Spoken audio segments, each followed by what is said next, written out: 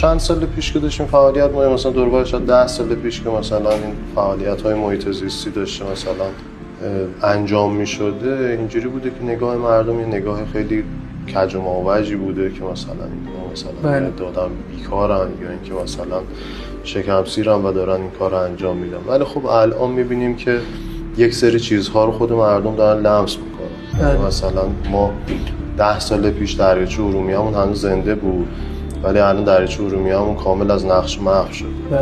و اون زمان که ما می اومدیم در مورد دریاچه ارومیه میگفتیم میخندیدن که مثلا جایی که داره کشتیرانی میشه مثلا مگه میشه اصلا محو بشه. همون جوری که کارونی که روزگاری مثلا توش کشتیرانی میشده الان دیگه نمیشه، قابلیت کشتیرانی نداره. سپیدرود ما از بین رفته، خیلی از رودها، دریاچه‌ها، تالاب‌های ما از بین رفتن. خیلی ما داریم شاید 10 سال پیش هشدار میدادیم که فلان اتفاق میفته، گرد و خاک فلان، ولی الان عیناً دارن همونها رو میبینن. یا مثلا در مورد تغییر اقلیم میومدیم میگفتیم که این پیامدها رو داره، میگفتن نه تغییر اقلیم یه چیزیه که میخوان باهاش ما رو بترسونن که ما پیشرفت نکنیم، در صورتی که الان میبینیم که چطور همین بحث تغییر اقلیم داره جلوی توسعه رو میگیره.